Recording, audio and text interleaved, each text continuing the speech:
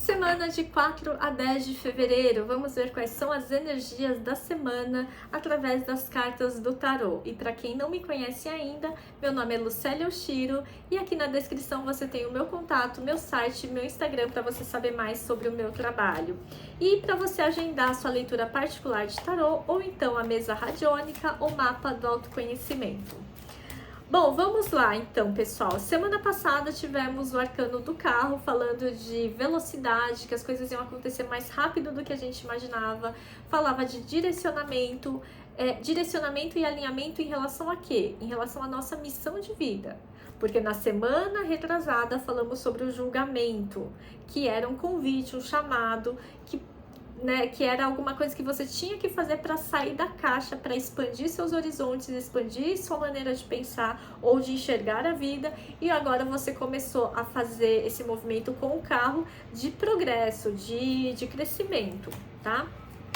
E agora vamos ver, isso só recapitulando as outras 2 semanas. E agora essa semana, quem temos é o 7 de paus. 7 de paus fala de continuar, manter o seu posicionamento, não arredar o pé. Pode ter obstáculos? Sim, sempre tem obstáculos, sempre tem algumas coisas no caminho, mas não são para nos impedir, são para a gente superar e crescer. Os problemas na nossa vida não servem para nos limitar, mas para superar os nossos limites. Tá bom? Então aqui a gente tá falando de sim, eu vou me manter competitivo, posicionado, eu vou lutar por aquilo que vale a pena, são as boas batalhas.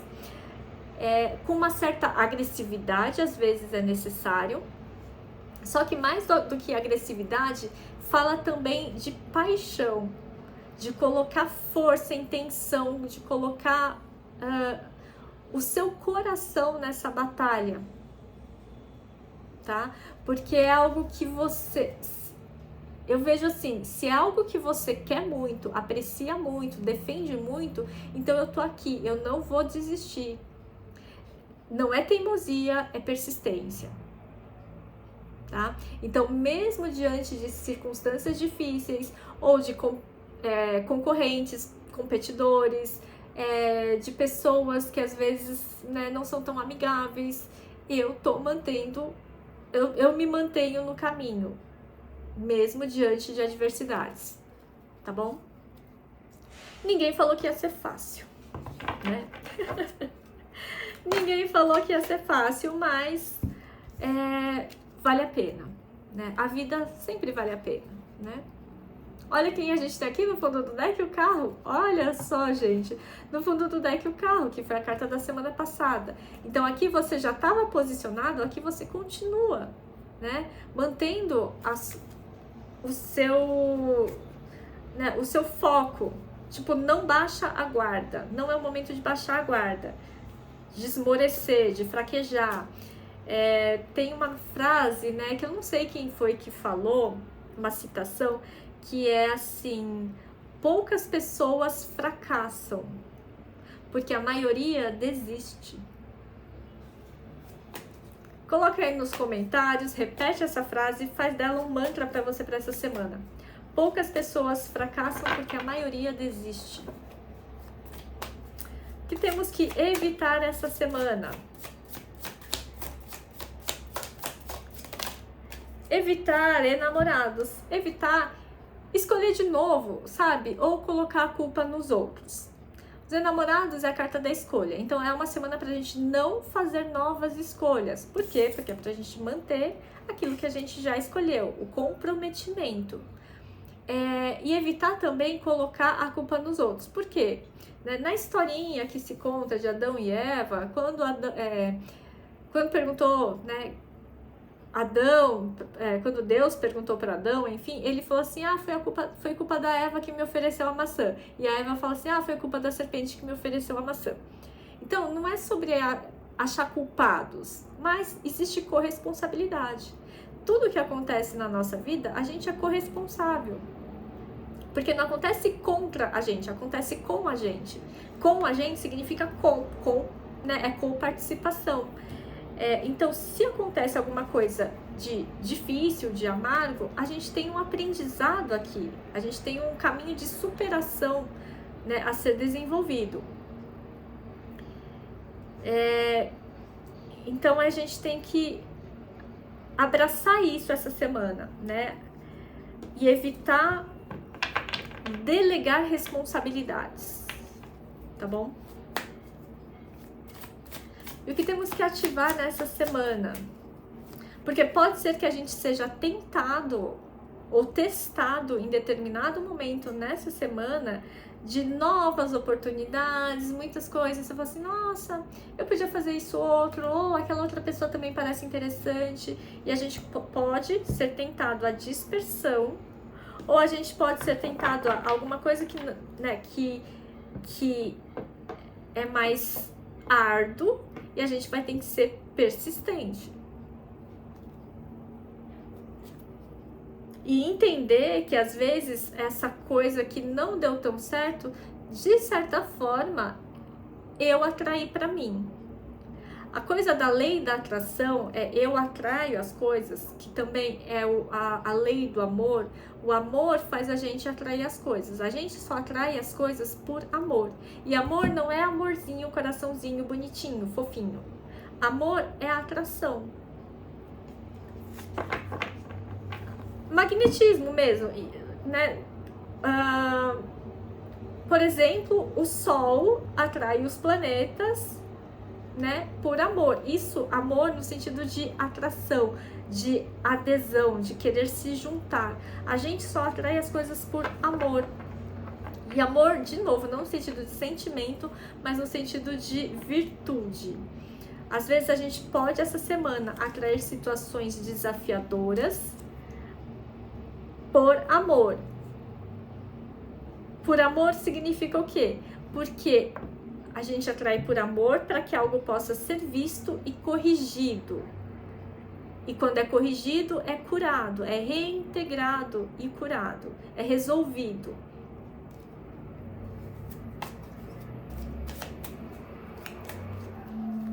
Por exemplo, uma doença que se manifesta no corpo físico, ela está nos dando um recado, certo?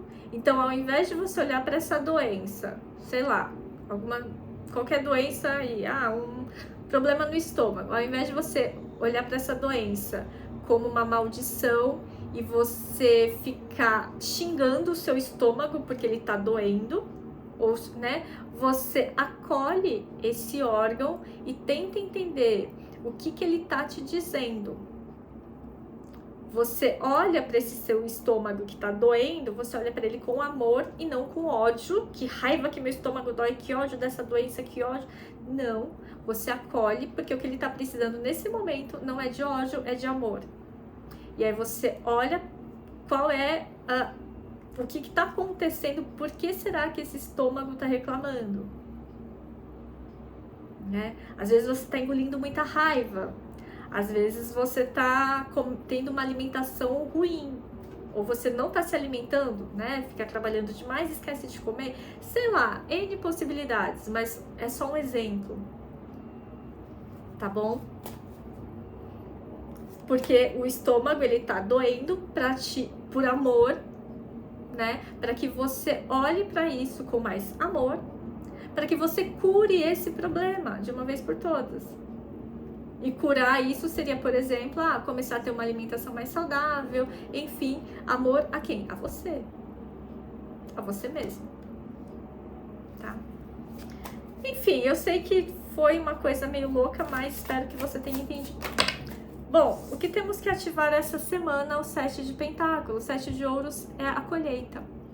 Aquilo que a gente tem na nossa mão, na nossa mesa, tá? Ativar esse sentimento de gratidão. O que eu tenho hoje é o suficiente, é o bastante, é o que eu preciso. Não é tudo que eu quero ainda, mas já tá de bom tamanho. É o início, é o que eu preciso ter. O que eu tenho hoje é o que é necessário para eu dar um próximo passo. Eu tenho uma mesa cheia de problemas, é com isso que eu vou lidar. Também. É ser grato, o 7 de ouros é ser grato por aquilo que eu tenho hoje. E ninguém, cara, ninguém, pelo amor de Deus, ninguém na vida tem só problema, né? Às vezes eu vejo alguns comentários ou, né, pessoas vindo me consultar falando assim, nada na minha vida tá dando certo, tudo tá ruim. Mentira, não é tudo tá ruim. Não é tudo tá ruim, não é só problemas. Tem coisas boas e a gente tem que saber agradecer isso. Tem que saber valorizar. Mas para agradecer e valorizar, primeiro a gente precisa saber enxergar. Precisa ter olhos para ver, né? Precisa ter olhos para ver.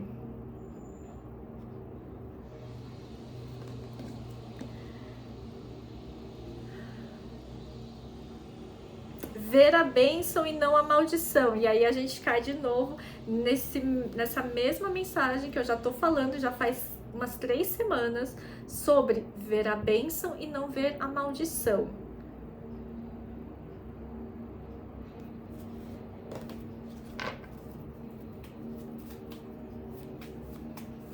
Porque aquilo que você vê vai ser a verdade. O mundo que a gente vive é o mundo que a gente vê. E o mundo que a gente vê é o mundo que a gente vive. Você escolhe o que você quer ver. Não estou falando de tampar o sol com a peneira, mas estou falando que a maneira como você olha as coisas, como você enxerga as coisas, é a maneira como você vive. A gente não pode, aquela velha história, né? Até clichê. A gente não pode mudar as circunstâncias, mas a gente pode mudar a maneira como a gente reage e age diante das circunstâncias. Assim como qualquer processo de cura, né? A mesa radiônica, o mapa do autoconhecimento, ele não vai mudar a sua vida, mas vai mudar a maneira como você percebe a sua vida. E a maneira como você vai agir daqui pra frente diante da vida. Nada vai mudar você, mas é para mudar a sua percepção sobre si mesmo. Porque, de novo, não é sobre você ser uma nova versão de si mesmo. Gente, eu acho isso muito estranho, né? Seja uma nova versão de si mesmo. Não, você tem que ter uma nova visão de si mesmo. Isso já muda tudo. Isso já muda bastante. Quando você tem uma nova percepção de si mesmo. É a história que você conta da sua vida. É como você se enxerga na vida. É a vida editada. Você pode escolher várias edições, né? Mas a qual você escolhe ver de si mesmo? Você não é seu crachá, você não é a cadeira que você senta lá na empresa, você não é o seu status social, né? Quem você é? Essa é a grande pergunta. Quem você é? Quem você é? Não existe uma caixinha que te define. Isso foi a carta lá do julgamento, lá 2 semanas atrás, né? Às vezes a gente se coloca em caixinhas, se definindo de alguma forma. Ah, eu sou mãe de não sei o quê. Eu sou esposa de fulano.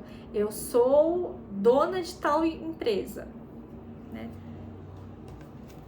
Isso é uma parte, né? Que você conta para o externo, que você conta para as pessoas quando tem que se apresentar, ok. Mas e para você? Qual é a história que você conta para você?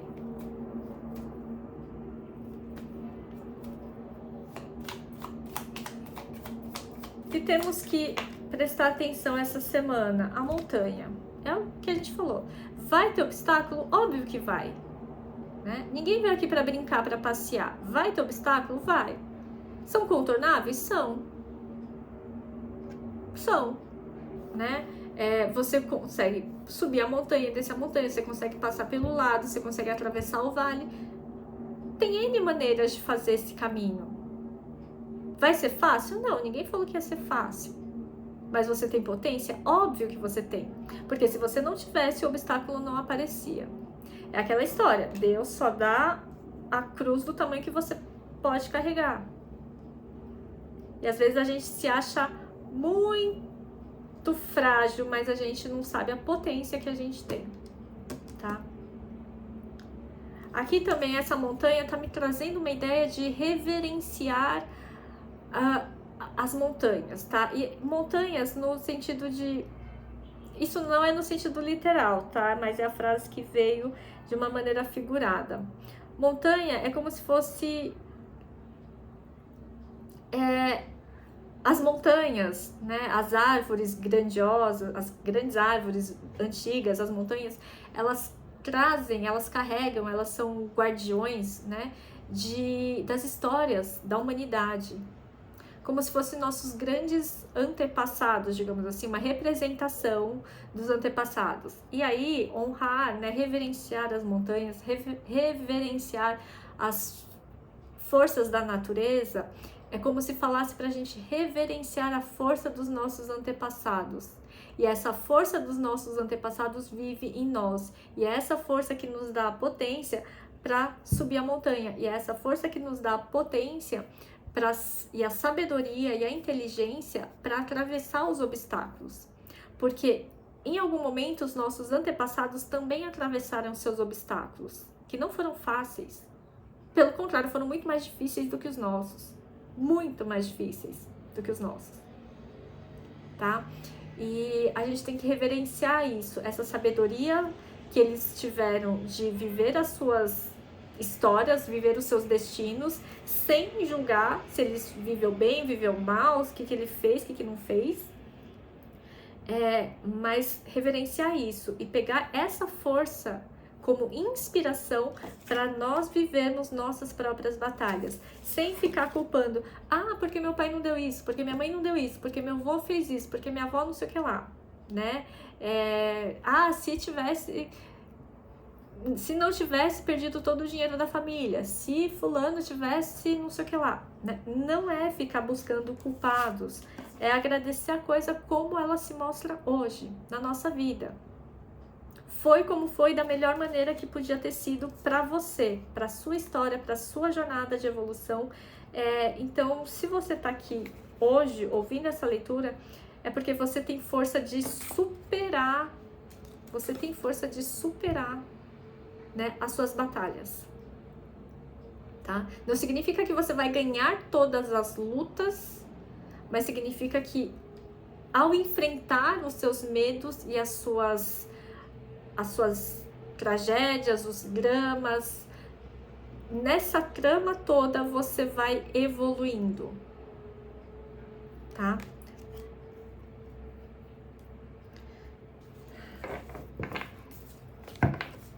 Mensagem final do Oráculo da Lua. Profunda essa leitura de hoje.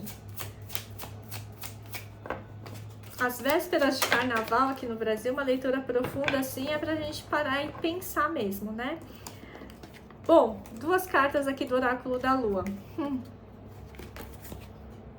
Atravesse seus medos, porque você está muito próximo de alcançar seus objetivos. Não tem que falar mais nada, como as cartas são sincrônicas. E essa sincronicidade toda vale o like, né? Por favor, coloca aí seu like. Ou vem fazer uma consulta particular comigo, mapa do autoconhecimento, mesa radiônica, enfim. É só dar uma olhadinha aqui nos serviços e agendar a sua consulta terapêutica comigo, tá bom? Muito obrigada pela escuta até agora. E na segunda-feira sai o vídeo signo a signo.